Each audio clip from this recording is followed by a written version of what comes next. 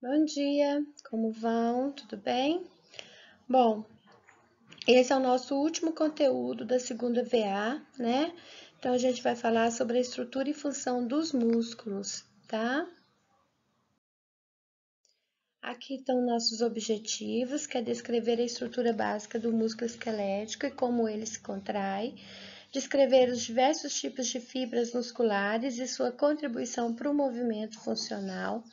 A gente vai criar, né, exemplos de insuficiência passiva e ativa, definir as propriedades do músculo, descrever o comprimento e tensão do músculo, a relação, né, diferenciar a insuficiência ativa de insuficiência passiva e diferenciar diferentes tipos de contrações musculares.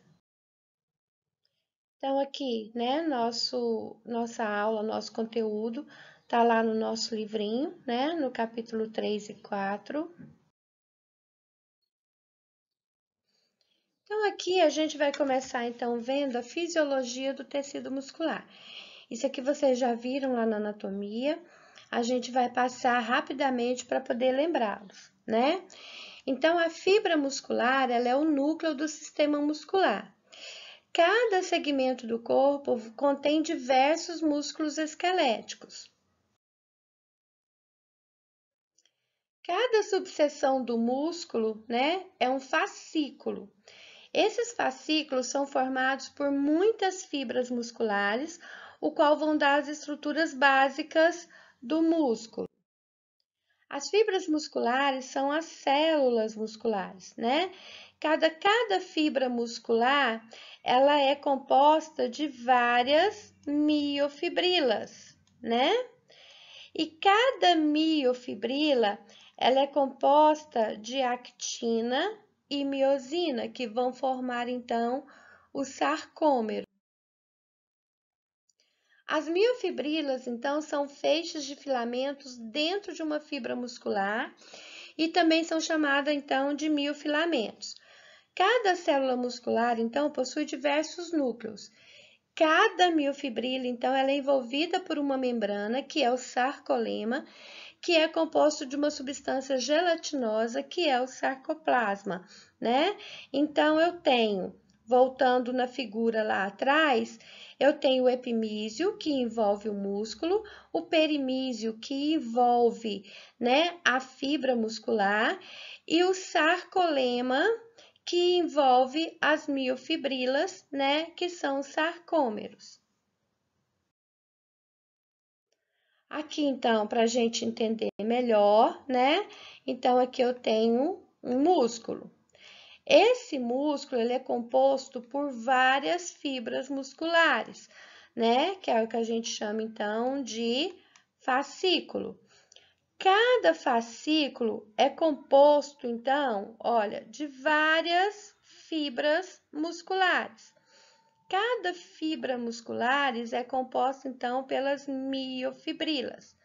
As miofibrilas, então, são compostas pela actina e miosina, formando, então, o que a gente chama de sarcômero. E aí, então, quando eu tenho, né, uma contração muscular ou um relaxamento muscular, eu tenho encurtamento, então, aqui, ou alongamento dos sarcômeros. Então, uma miofibrila ela é composta por unidades, né, que são chamadas de sarcômero. E um sarcômero ele se encontra entre duas bandas Z, né? Então, aqui eu tenho uma banda Z e outra banda Z. E aí, então, eu tenho um sarcômero. E aqui a gente tem, né, como eu mostrei lá atrás, um sarcômero relaxado e aqui, então, um sarcômero contraído. Pode ver que esse aqui tá maior do que esse. Entre as linhas Z, eu tenho vários miofilamentos, né? Que são formados por moléculas de proteínas, que são a actina, que a gente chama de filamentos finos, e a miosina, que são os filamentos grossos. Esses dois filamentos, ele dão ao músculo esquelético a aparência de faixas claras e escuras. Por isso que a gente chama ele de estriado, porque ele dá a aparência de estrias, né? Então, essas estrias, elas são faixas alternadas de materiais que refletem luz claras e escuras, que quando visualizadas no microscópio, são vistas então como faixas, né? Faixas claras e escuras alternadas. Então, tem uma faixa clara, uma escura, outra escura, e aí vai. Então, aqui, né, é um músculo com a actina e a miosina se contraindo. Então, olha para vocês verem, né? A faixa mais escura de um músculo esquelético, ela é chamada de anisotrópica, ou banda A, que contém filamentos de actina e miosina.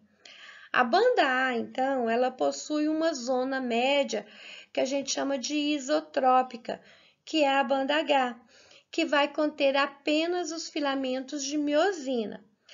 A faixa mais clara do músculo esquelético, né, que é a faixa isotrópica ou banda I, contém apenas filamentos de actina e é dividida verticalmente em linhas, né, que a gente chama então de linha Z. E uma extremidade de cada filamento de actina da banda I é presa à linha Z. Então, aqui para a gente entender, né, eu tenho um sarcômero. Então, aqui eu tenho a linha Z, que é uma banda clara, a linha H, ou a zona H, que é, né, uma banda escura, né? E aí, então, eu tenho a formação do sarcômero, né? A banda A, ela vai de uma linha Z, né, até a outra linha Z, ok? Bom, então agora que a gente viu a estrutura de um sarcômero, a gente vai entender um pouquinho como que ocorre a contração e o relaxamento muscular. Então, tem em mente, né, o desenho do sarcômero na cabeça de vocês. Então, vamos falar primeiro da contração muscular. Então, o comprimento de cada unidade de sarcômero, né, repetida em série, ela é de aproximadamente 2,5 micrômetros, né, quando o músculo está relaxado. Quando eu tenho a contração muscular, eu tenho uma diminuição do tamanho desse sarcômero que passa a ser de mais ou menos 1,5 micrômetro, né? Por outro lado, quando eu alongo um músculo, né, eu tenho um aumento do tamanho desse sarcômero, né, que passa então do tamanho normal ou da posição relaxada de 2,5 para até 3 micrômetros. Então, aqui para a gente entender, né? Então, aqui eu tenho um sarcômero em repouso, né? E aí, aqui eu tenho a contração. Então, olha aqui que ele diminuiu de tamanho, tá? Aí, aqui eu já tenho o alongamento. Então, olha aqui, eu tive um aumento do tamanho do sarcômero. Então, as extremidades livres dos filamentos de actina, elas vão deslizar em direção à outra para dentro da zona H, né? Lá no centro da banda A, quando os músculos se contraem.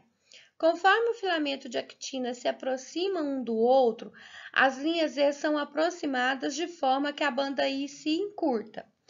Embora a quantidade de encurtamento de cada unidade de sarcômero seja pequena, que vai de 0,5 a 1 micrômetros, né, ou micrômetros, o encurtamento de muitos milhares dessas unidades ligadas em série produz uma redução, então, visível de toda a extensão do músculo.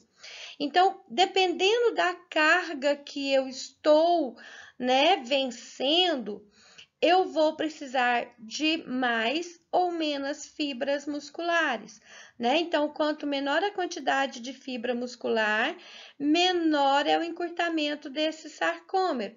quanto maior a quantidade de fibras musculares que são requisitadas para vencer uma resistência, menor ainda é o tamanho dela.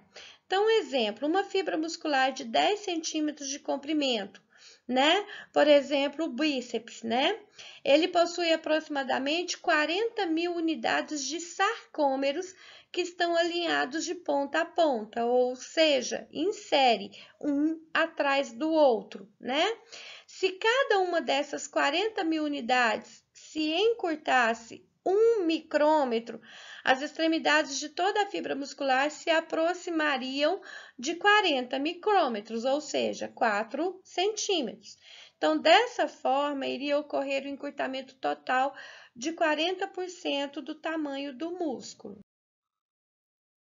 Então, o conceito de filamentos, né, de actina e miosina, que deslizam um após o outro para produzir a contração muscular, então, é conhecido então como a teoria dos filamentos deslizantes da contração muscular, né?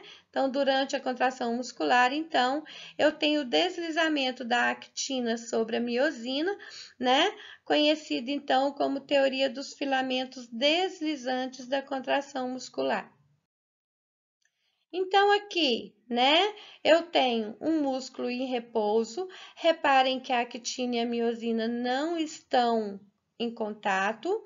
Aí, aqui eu vou começar a contração muscular. Então, né, a actina já se ligou à miosina. E aqui, durante a contração, então, eu tenho o deslizamento, então, da actina e da miosina, né? E aí, a contração acaba e começa tudo de novo, que a gente chama, então, de recarregamento.